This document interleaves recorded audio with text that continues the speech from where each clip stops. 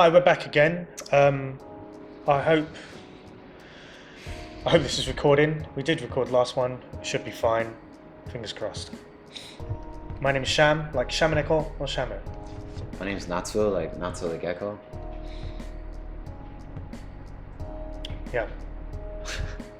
Sorry, I just realised. Sarah, can I have my coffee, please? And okay. This is Sarah, like Sara, what did you say? Sara no Sara. Nice to meet you. Or it could be like Sarah the salamander. Sarah the salamander. Oh. Sasuga. That's all. All right. Sasuga. How do you say Sasuga in English? I don't know how to say Sasuga. So Sasuga, if you are trying to study Japanese and you're watching this for some reason, Sasuga means basically, true to reputation, basically. It's true to this person's reputation. Yeah. Kind of. But you don't say that in English. So if you are learning English and you go, true to reputation, no, don't say that. Yeah. It doesn't have the same ring to it. It doesn't, but it does sound pretty cool though, doesn't it? Yeah. When I was like 24, the chefs at my job would say it to me really ironically when I'd do something correctly. I was like young and working with a bunch of like older Japanese chefs in a sushi bar, and they would always, it was one guy in particular, his name was Shinkai-san. If you're watching this, Shinkai-san, I love you. Yeah, whenever I'd do something, he'd be like, "Oh, Sasuga." I didn't know what it meant. I didn't know what it meant until this very moment, until you just informed me. Yeah, I mean, to be honest, I only learnt it recently through my Japanese learning app. It's a little unclear to me because it's kind of similar to like sugoi, but it's different. Yeah, it's just so like I think I used it incorrectly before. Yeah, it's like you can use it with sugoi, don't it? Yeah. Sasuga, or yeah, something like that. Yeah, it's as expected. Kind of, yeah. Yeah, as expected. As expected, you delivered as expected. Yeah. Yeah. Like this person is true to their reputation. Like I guess like if you said that you were really good at something, right, at like doing like cartwheels, and then you did one, and it was exactly what I would imagine. But, Sasuga.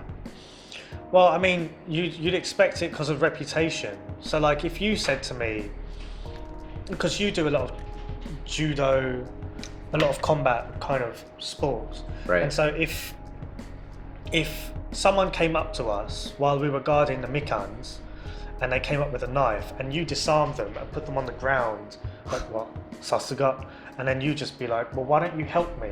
Yeah.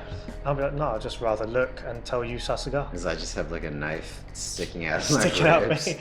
But you've got the guy on the floor and you've got him pinned and you're bleeding to death. I'll be like, Sasuga. Yeah, Sasuga, yeah. Sugoi ne. So that's not what we wanted to talk about. I wanted to talk about your trip again. Yes. And not talk about citrus fruits this time. Just stay on topic. I really don't want to. I will. Thailand. You did something very interesting. Yes. Tell us about it. I went with my friends to Thailand, to an area called Sangkhlaburi, which is, I think it's like, I'm not too sure of the geography, but I know that it's very close to the border with Myanmar. And we celebrated a Muslim holiday, which I believe is called Korban. And basically, we slaughtered 4 cows. Slaughtered 4 cows. What does slaughter mean? It means to kill an animal for consumption, to eat it. Yeah, not necessarily to eat it, I guess, but just to kill, more or less, to kill an animal. Something. Yeah.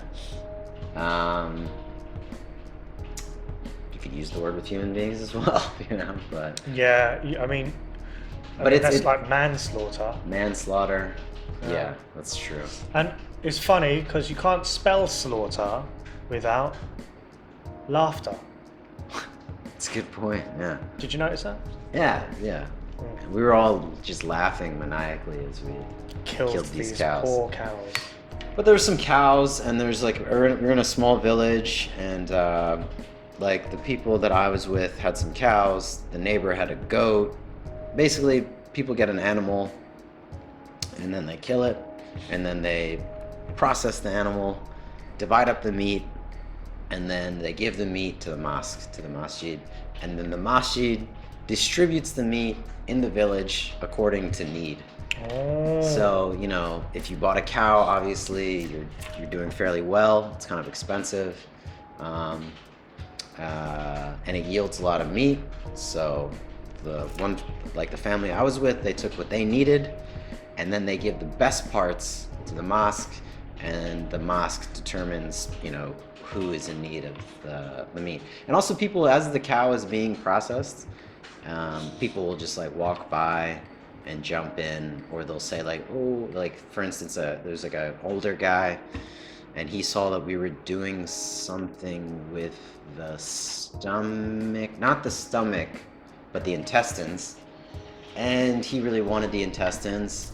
And I think that maybe he wasn't as well off as the family that I was sort of with, and so they were just like, yeah, take it, have the intestines, you want it? And he jumped in and he butchered the cow. He like was cutting up the cow with us, so he kind of like, he put in his work to get that portion of meat. But it was intense. Yeah, they killed this cow. How did they kill the cow? How did they kill the cow? Because this is what was thoroughly interesting. Yeah, so they killed several of them, but I'll just explain the cow that we had. They tie its legs together, and then they pull it. They pull the rope so its legs kind of give out from under it. And forgive me if this is a little disturbing, so if you don't like to hear these kind of things, maybe. Oh yeah, we should put a kind of disclaimer or something. Yeah. We are about, Natsuo is about to describe quite graphic, maybe gory, I think Japanese people will know grotesque. It's a little bit grotesque, this description. Yeah. So if you don't want to hear about how they slaughtered or butchered this poor, defenseless animal, Yeah. you should skip ahead. I'll tell you what I'll do. When he's finished, I'll go like this. Yeah. And he won't stop doing that. And then you know his story's finished. You can come back and listen to some good, wholesome, family-friendly English speaking. Yeah. Okay? So, go ahead. Yeah, so we got this. Yeah, so you tie the legs up, you pull the legs from out from underneath it, and then it takes several people because it's a very big animal, and they, you know, they kind of have a sense of what's going on, you know. The cows, not the people.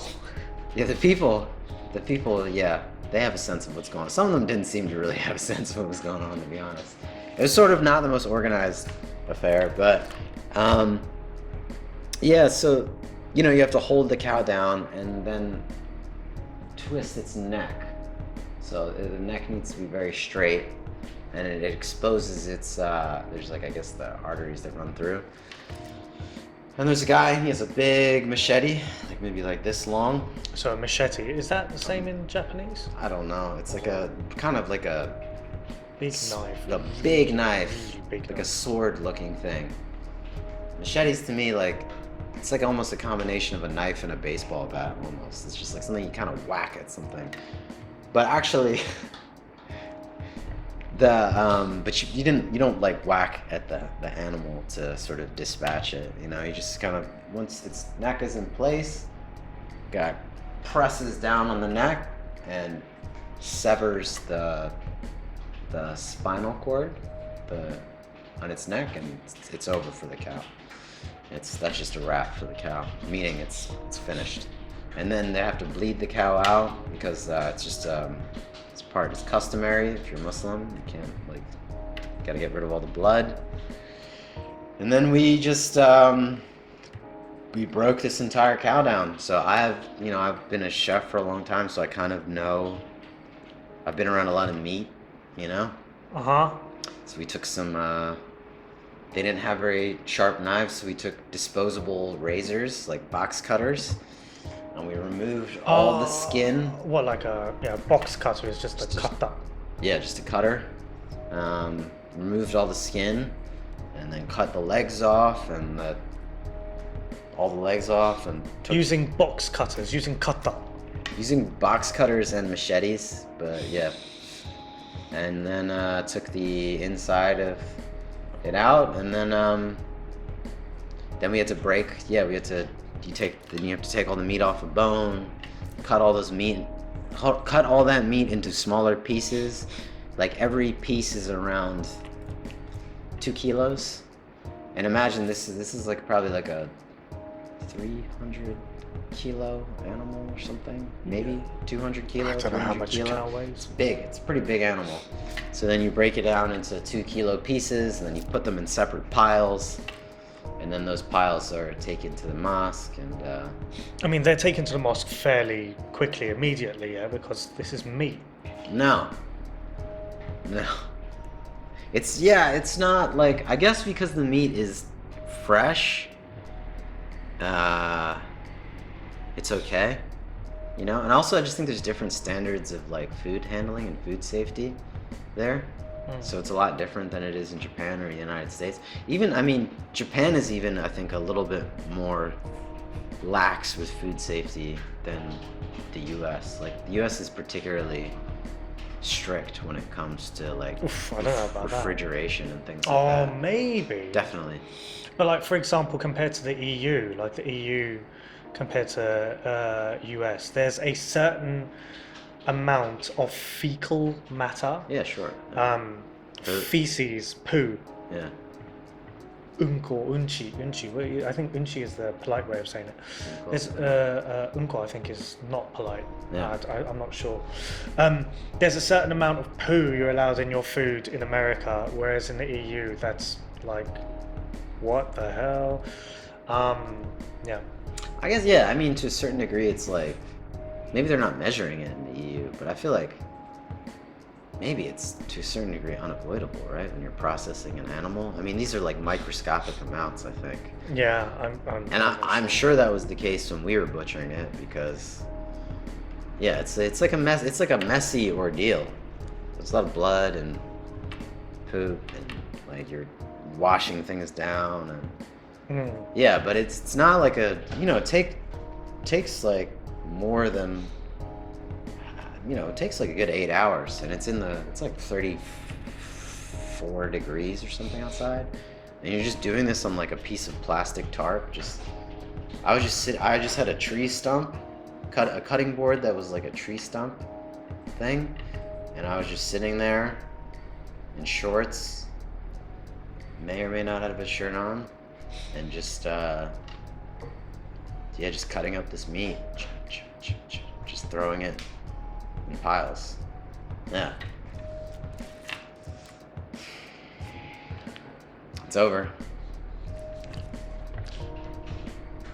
Okay, welcome back. I hope you saw that. Hello. Come back to us. That was interesting. Yeah, it was an interesting experience. And I was, and then over the next several days, the meat is cooked by all the different families, and then you go to each household and they give you food and you eat it communally. That was really cool. What kind of food? A lot of it is, so the people that I was with are Rohingya, which are an ethnic minority that I think originally, maybe I could be mistaken, but originally for Bangladesh. So it's a lot of, so they're originally from Bangladesh but were living in Myanmar, and then came from Myanmar to Thailand because there's like a civil war in Myanmar, and they were like persecuted a lot, I think, because they were Muslim. It's a really difficult situation for them because they have no documentation, because the government in Myanmar doesn't acknowledge their like sort of existence. But it's kind of like curries. It like reminded me of like I haven't really had like Bangladeshi food or like food in Pakistan, but I would imagine it's kind of similar to that. Everyone eats with their hands, and it's rice and like curries, some of which are like spicy. Yeah, and then there's like Burmese food too. It's just like it was kind of like a mixture of a bunch of different kinds of food. But, sounds nice. Yeah, the food was good. Just like a lot of curries and like rice, and eating with your hands. I don't particularly like eating with my hands. Do you not? I'm not good at it, and also I really don't like. This has been a problem for me in kitchens too. It's like I just don't like having things on my hands. No, like I'm I constantly washing my hands because I really don't like having like things on my hands. The guys I was with, they really know how to do it, like in a way where it's kind of like, elegant. And I think part of the reason they do it is because like, I think Muhammad ate with his hands, like the Prophet ate with his hands, so it's like considered good to eat with your hands or something like that, according to them. But I was kind of just eating with a spoon. I think it's fine to eat with a spoon. I Yeah. don't think there's anything wrong with using these hedonistic Like spoons. spoons, Yeah. tools of the devil. No, but it's funny is that everyone that I was talking to from that village, they're just like the food tastes so much better with your hands. I mean, I think there is a... I don't know. I don't Like know. Ethiopian food, which you've had, right? No. You never had They serve it with this bread called like injera, which is like this kind of squishy, almost like sourdoughy sort of flavored bread, and you eat everything with you use the bread to eat with it, and that like is fine for me. But That's there's fine. something about having like grains of rice on my head. I don't know. I just can't do it. Yeah, I don't like that. So, for example, if we make a lot of rice at home and then we'll freeze it, so let's just pop it in the microwave. It's good to go. But when you're putting that in, when you're wrapping that, Oh, I hate. Yeah, sometimes it gets stuck to your hand. I hate that. It's really, I can't handle it. I don't like know it. why that is. In kitchens, I had to do so many activities that would involve like, if you're making like ravioli or dumplings or you're stuffing something, like there's a lot of things where you make like pilafs or mixtures, meatballs, and you have to put them in something. And I don't know. And it doesn't bother most people, but for me, I'm just like super finicky about that. How about meatballs? Like if you're rolling a meatball, Yeah, I don't like it, man. don't like it. Yeah, No. I'm kind of not all about that. Or like breading things. Yeah, okay. Yeah. And like when you've got like kind of the moisture from the meat, Yeah. and then you've got bread on, so you've kind of breaded yourself. Yeah, and in like your fingertips, you get the like crusty, starchy, like caked up, you know? Yeah. What about kneading dough? Kneading Kneading dough's fine. Kneading right? dough is fine, but I definitely, man, I'm so difficult. Just like prefer earlier in the process, like mixing, like usually, like in my experience, like I've just like been when I've made like bread or anything involving dough, I've used a machine. I don't really do it by hand. And if I have done it by hand, there's a process where you mix the flour and water together initially, and like you let it rest for like 30 minutes or so. And in that process, the dough becomes a bit more like cohesive. It's like less tacky and sticky. Okay. So it doesn't stick to your hands. It doesn't stick to your That's hands. the point where, like, for example, if I made roti with my mum, Yeah. I'd do kneading the dough, we'd use our fists and we'd knead the dough and then move it around. And it wouldn't stick to your hands at all. But that's after a while, right? Initially, Yeah. it would stick to your hands. Yeah, but then And once it's kind of the kind of thing, it sticks to your hands, but then you use the dough to kind of retrieve the dough that's on your hand. Yeah. Once you make the gluten, though, it all starts sticking together. Yeah. Yeah, but I don't like things in my hands. Sauce. Sauce, Yeah. So for example, if you like on my hands. like curry sauce, if you get curry on your hands, is it like a kind of thing like wipe it off or? Ah, yeah. I mean, I'll definitely do a. I've been known to do a lick off. You know. Yeah. Nothing. Yeah. Nothing wrong with course. that. No, nothing wrong with it. Nothing wrong with it. But I think like the biggest issue too with just eating with my hands is I just don't have enough practice. You know, I don't have enough experience to do it in a way that's like I'm not as like adapted. Like there's like technique to it. I think. Yeah, there is. And like you use your thumb. You kind of grab it and use your thumb to like push things. But like I'm really a spoon guy. If I'm gonna be honest. Like forks too. Like I'm not like so much. Like fried chicken. fried chicken, yeah, of course, with my hands, yeah. Alright, just as long. My friend, he's a really funny guy. He's like my friend. He's a chef.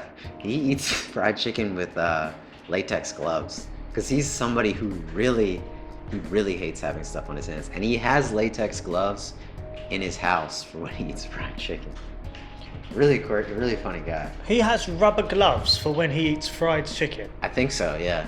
Also, like he has pretty big hands, and he likes like in kitchens.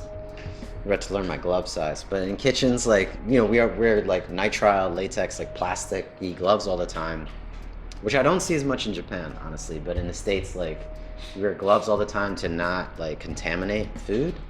And it's probably like overboard. You probably don't need to do it that much. But I wear like a medium-sized glove or something because I have a medium-sized hand. But he really likes things to be really snug, and I think his hands are like bigger than mine. Like he has pretty big hands, and he would wear like it was either he wore the same size glove or a small glove. I can't remember because he's just somebody who's very particular about how things felt on his hands, you know. So I think this is like a thing. I think it is a thing. It's not just us. It's just people are very.